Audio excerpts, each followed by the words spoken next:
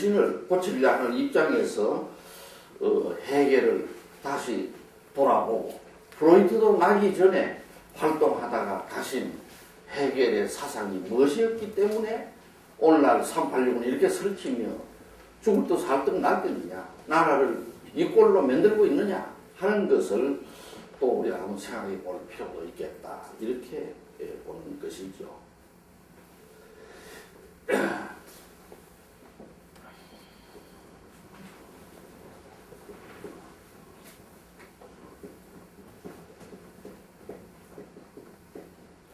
첫째, 해겔 사상의 특징은 서양 철학사에서 참 그야말로 가장 중요한 기초를 만든 칸트, 이마누엘 칸트, 아까 순수 이성 비판 중에 있죠.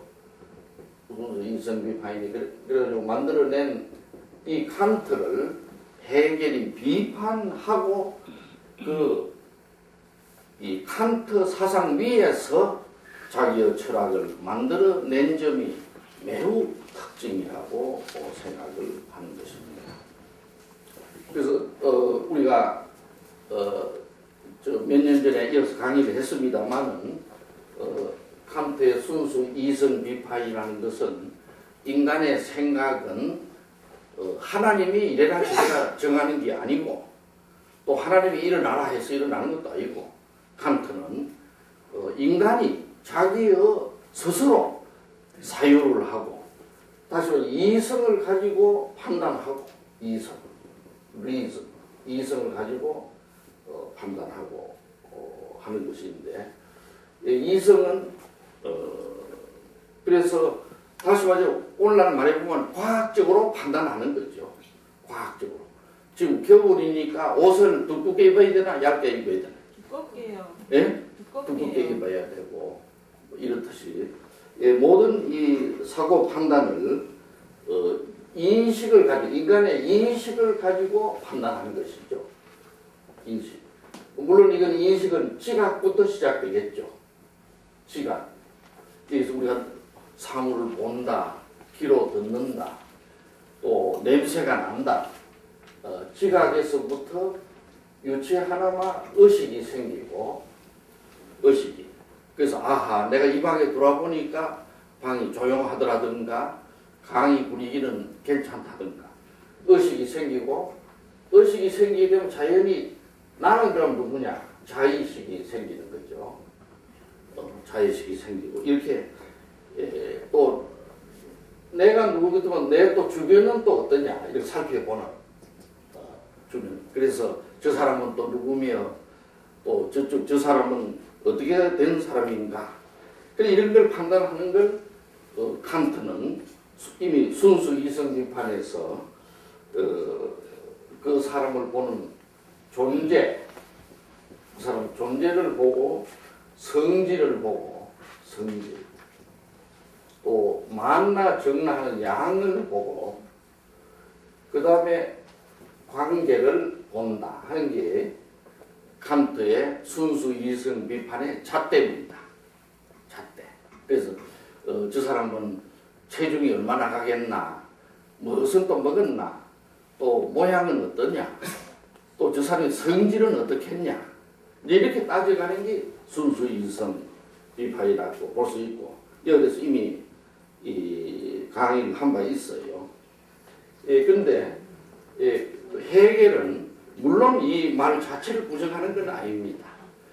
그러나 해겔이 볼 때는 칸트는 너무 사물을 그냥 정태적으로 보았다, 이렇게 보는 것 같아요. 정태적. 한번 따라해 보시죠. 정태적. 사람이 움직이는 기고 살아있는 기인데, 가만히 있는 존재를 놓고 마치 뭐 해부하듯이 본 것이다, 이렇게 인식을 한 것 같습니다. 그래서 해겔의 말에 의하면 이 네 가지 기준 중에서 제일 중요한 기준은 관계다, 이렇게 얘기를 했습니다. 칸트의 학설에 대하여 제일 중요한 건 관계다. 그래서 아무리 뭐 생각하고 양이고 질이고 성질이고 그런 따져봤던 그 사람이 아버지에게 인사를 잘 하나, 어머니를 또 사랑하나, 또 자기 학교에 가가지고는 공부를 잘 할 것인가, 이런 인간 관계가 중요하다 하는 얘기를 해결은 했기 때문에 요즘이 오늘날 우리가 보면은 해결의 학설을 눈여겨 봐야 될 부분이라고 봐요. 그래서 해결은 인간의 생각도 여러 가지 생각이 들어있는 거죠. 생각이 뭐 저게 사랑하는 생각도 있고 증오감도 있고 또는 무슨 하고 싶다는 욕심도 있을 것이고 또 이성적 판단도 있고 뭐 여러 가지가 있을 수 있는데 이런 것들을 서로 이런 것들이 어떻게 작용해가지고 하나의 관계를 맺고 이런 해나가나. 다시 말하면 인간의 생각들 간의 관계는 어떻게 되는 게인가. 또 아침에 일어날 때는 기분이 좋았고 남편을 보고도 콧노래를 부르고 빈대떡도 구워주고 했는데 또 남편이 출근하고 나자 공연히 화가 나고 또 이런 마음이 드는 것은 뭐냐, 뭐 이런 식으로 관계를 중시한 것이 해결의 공헌이다. 릴레이션이죠. 릴레이션. 예, 그래서 해결은 그때 프로이트도 나기 전인데 놀랍게도 해결은 어떤 말씀을 하냐 하면은 해결은 그때 무의식이 있는 것은 몰랐고 해결은 그러나 어떤 말씀을 하냐 하면은 인간의 내면적 내적인 마음을 어떻게 밖으로 내는가, 표출하는가, 이게 중요하다, 이런 소리도 했어요. 어떻게 내면적인 마음을 어떻게 표출하는가. 이러다 해결은 어떤 용어를 쓰냐 하면 독일어를 좀 써도 되겠습니까? 예? 학생들은 나와요. das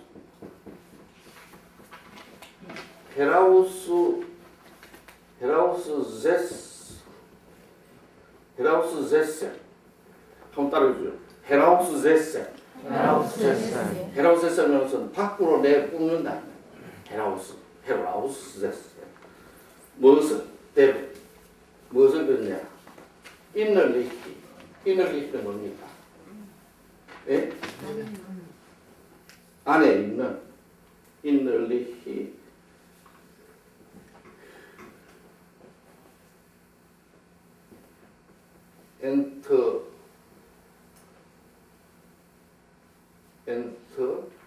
하루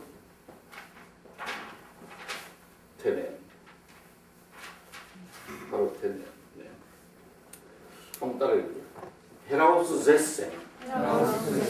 Der innerliche Enthaltenen.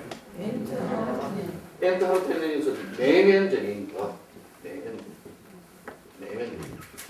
그래, 마음 속에 있는 걸 밖으로 드러낸다.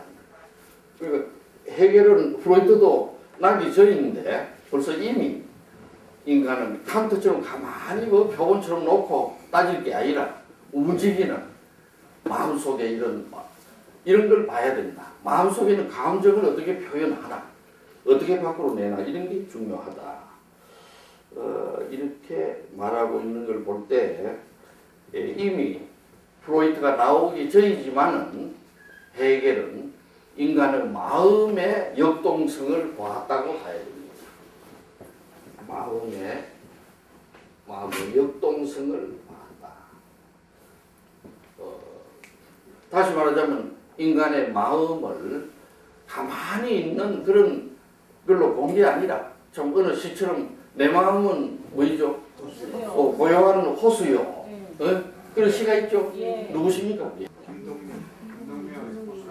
김동명 씨인가요?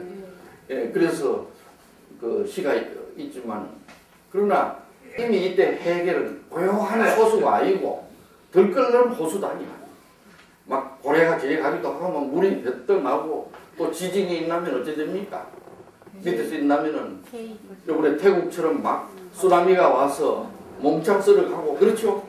그래 인간의 마음은 다이나믹한 역동성이다 하는 것도 이미 프로이트 전에 헤겔이 예고하고 있는 것을 볼 수가 있습니다.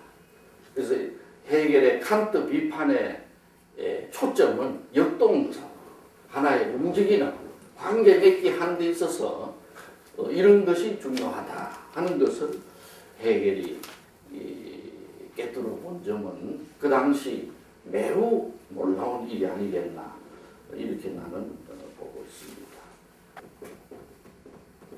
그 다음에 놀라운 또 헤겔의 철학의 말하는 에센스가 뭐냐 하면 변정법적 역사관, 변정법적 역사 철학을 만들어낸 이것이 헤겔의 주요한 공헌이다 이렇게 봅니다.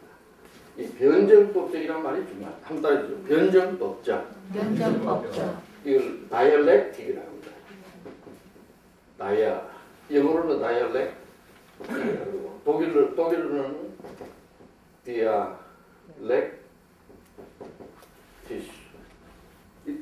맞죠? 네, 디알렉틱스. 한번 따라해주죠. 다이얼렉틱. 변정법적 역사가입니다.